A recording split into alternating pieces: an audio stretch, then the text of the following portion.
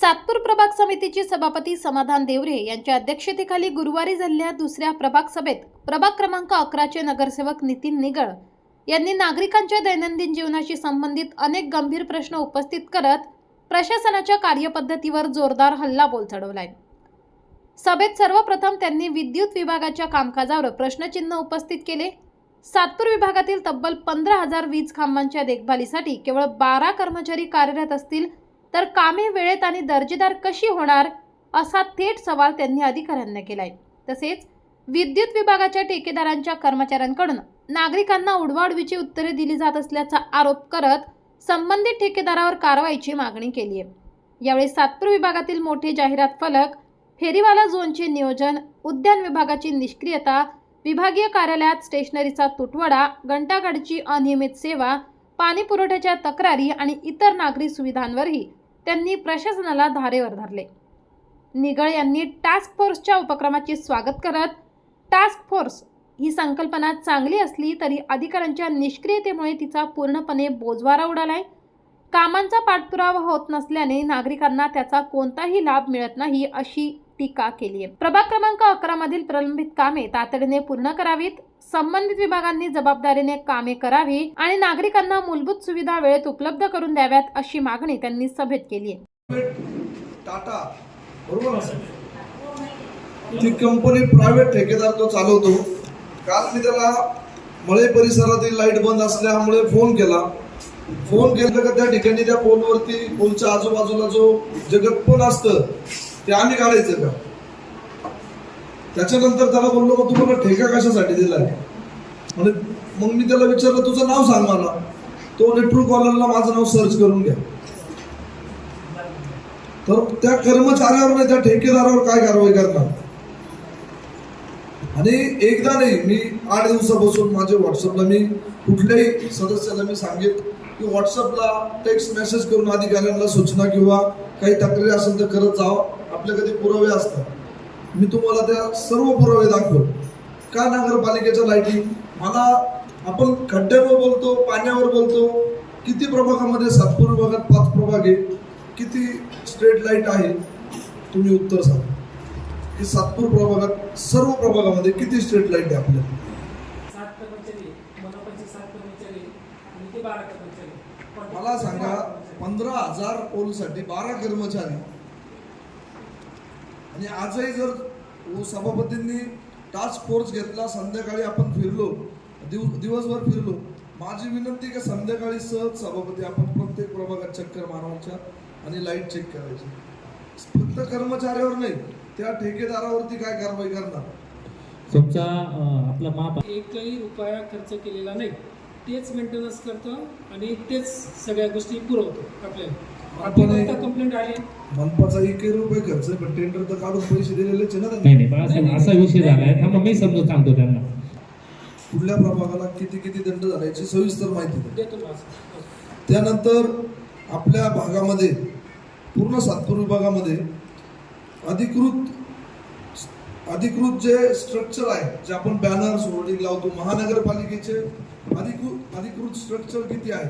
75 अधिकृत स्ट्रक्चर। आणि नदीमध्ये सुद्धा काही ठिकाणी स्ट्रक्चर त्याच्या परवानगी आपल्याकडे आहे का?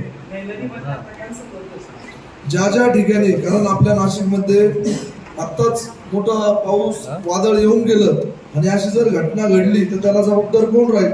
तर याची सविस्तर माहिती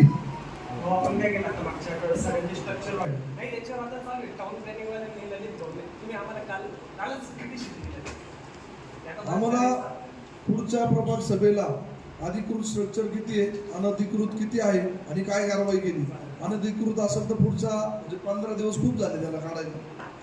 जे काही गाळे आहेत त्या ठिकाणी आपल्या लोकांनी गाळे घेतलेले आहे पैसे भरून, त्या ठिकाणी लोकांना जातात, ते रस्त्यावरती पुढे दुकान असतात तिथे जातात। महानगरपालिकेचे असे ठिकाणी आज सोनवणे साहेब देतात, तुम्ही ही माहिती बाळासाहेबांची कळवा, इथं हो म्हणून चाललं। सातपूर विभागामध्ये अधिकृत फेरीवाला झोन आपण बनवलेले आहे आणि त्या फेरीवाला झोन मध्ये ज्या ठिकाणी झोन आहे, माझी अशी माहिती का कोणी त्या ठिकाणी बायोमेट्रिक न करता सुद्धा काही दुकान आहे, तर ते बायोमेट्रिक केलेलेच लोक त्या ठिकाणी पाहिजे। आणि आत्ताच आमच्या बघितलं या ठिकाणी आपण निधी साठी भांडतो, किंवा खड्डे असतील, पण आपल्या भागात सभापती महोदय प्रभाग वाईजने एक सूचना दखने मॅडम यांना दिलेली होती की आपल्या भागात सातपूर भाजी मंडईचं मी उदाहरण देतो की आपल्या महापालिकेच्या माध्यमातून उत्पन्न देखील महापालिकेचं वाढलं पाहिजे. तर प्रभाग 11 मध्ये असे काही ठिकाण आहेत त्या ठिकाणी नगरपालिकेची पावती मी उदाहरण म्हणून सांगतो. छत्रपती शिवाजी भाजी मंडई या ठिकाणी काही वर्षांपूर्वी नगरपालिकेने ठेका दिलेला होता आणि त्याची रोजची पावती होती 3,000, 4,000, 5,000 जी काय असेल.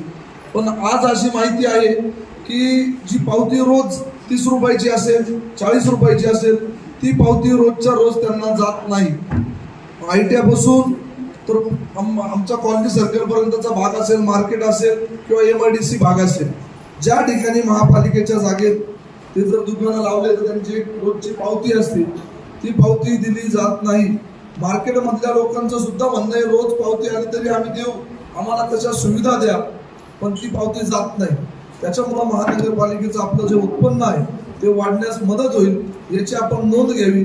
आणि आजच आपण पेपरला वाचलं असेल की प्रभाग वाईज जे आपल्या भागातील आपल्या प्रभागातील जे उद्यान आहे, उद्यान विभागाचं जरी ते कोणी असेल तर भगत म्हणून ठेकेदार आहे, यांना मी 4 वेळा फोन केला आणि आपण देखील समाधान भाऊ सभापती साहेब आपण देखील या ठिकाणी ग्राउंडवर जाता त्या ठिकाणी सर्व जॉगर्स क्लबच्या लोकांची मागणी असायची की त्या ठिकाणी पाडणी. तो भगत जो ठेकेदार आहे आपल्या प्रभागामधले जेवढे गार्डन आहे हे मेंटेनन्सचे काम त्याच्याकडे आहे, नगरपालिकेच्या इथलं सुद्धा मेंटेनन्सचं काम त्याच्याकडे आहे. तो माणूस अजून देखील आम्हाला दिसलेला नाही. त्याचे जर बिलं बाकी असतील तर आपल्याला विनंती की त्याचे ते बिलं आपण थांबवले पाहिजे. अजिबात काही कामाचं नाही तो जो कोणी असेल तुम्ही जोपुळे साहेब गेले मॅडम, तुम्हाला बिलाचं माहित नाही होणार. आपल्या इथे स्टेशनरी मिळत नाही. स्टेशनरी आपल्या विभागाला या ठिकाणी स्टेशनरी नाहीये. आपण देखील प्रत्येक या ठिकाणी कर्मचारी सांगायला घाबरतो, पण स्टेशनरी एक छोटा विषय, ती स्टेशनरी या ठिकाणी उपलब्ध नाहीये याची देखील आपण नोंद घ्यावी. त्यानंतर महत्वाचा विषय घंटा गाडीचा. या ठिकाणी देसाई साहेब आहे, कुठल्या प्रभागाला किती गाड्या एकदा सांगा सभागृहाला तुम्ही. त्या भिंती अजूनपर्यंत बांधलेल्या नाही. त्यानंतर तिथल्या लोकांची समस्या होती की आम्हाला गाड्या येण्यासाठी जागा नाही. आम्ही टास्क फोर्समध्ये सभापती साहेब तुम्ही स्वतः होते, आम्ही दाखवून दिलं की त्यांना गाडी येण्यासाठी जागा आहे. त्या 2 भिंती तोडल्यामुळे त्या ठिकाणी चिकनच्या त्यांच्या त्या गाड्या तिथून येतात, तिथं गायी येतात, कुत्रे येतात, तिथले पोरं खेळायला येते नाही. तिथं जाऊन एकदा तुम्ही बघा. आपलं ठरलं होतं त्यांच्या जाळ्या काढून बाळासाहेबांनी ते सजेशन दिलं होतं, त्याने रस्त्यात त्या कोंबड्या करून किती करणार सूचना. त्या विभागाने ती दक्षता घेतली पाहिजे. त्यानंतर टास्क फोर्स अतिशय स्तुत्य उपक्रम आयुक्त मॅडम, त्यानंतर महापौरताई, सभापती असतील, सर्वांनी 3 दिवस उन्हातान्हात फिरले. किती कामं झाले. आपण त्याच्यावरती अहवाल घेऊन कारवाई करणार का? ज्या विभागाला जे कर्मचारी दोषी असतील त्यांच्यावर आपण कारवाई करणार का?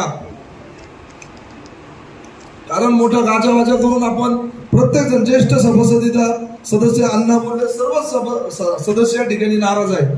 जर समजा आपण त्या भागात जाऊन त्या लोकांना सोबत घेऊन तुमचं एवढं काम 8 दिवसात होऊन जाईल, ते कामच झालं नाही, परत त्या कोणत्या तोंडाने आपण तिथे जाणार. पाण्याचा प्रश्न आहे.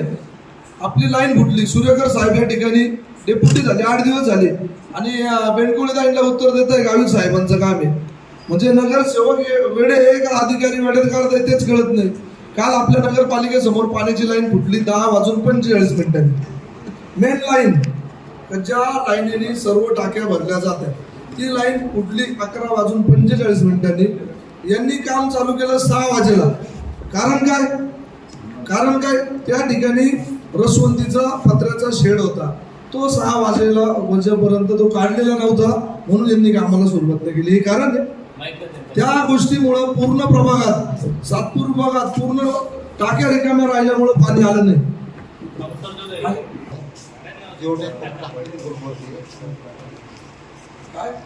सकाळी 11:15 वाजता काम सुरू झालेलं आहे. आम्हाला निरोप भेटला नाही. शेड काढून काम चालू झालं होतं. 15 मिनिटामध्ये काम सुरू केलं. पाईपलाईनचं लिकेज होतं. फोटो दाखवू का तुम्हाला? फोटो दाखवा. DO साहेबांना फोन केला ते म्हणजे मी माणसं पाठवले. तुम्ही सांगितलं नाही की ऐका ना ते शेड काढलेलं नाही म्हणून आम्हाला काम करता येत नाही. पत्र्याचं शेड होतं, इमर्जन्सीची लाईन आहे, तोडून टाका ना ते शेड. MTS विभागानं दरम्यान नितीन निगळ यांनी उपस्थित केलेल्या प्रश्नांमुळे प्रभाग सभेत प्रशासनाची चांगलीच कोंडी झाली असून सातपूरमधील नागरी समस्यांवर पुन्हा एकदा तीव्र चर्चा रंगली आहे.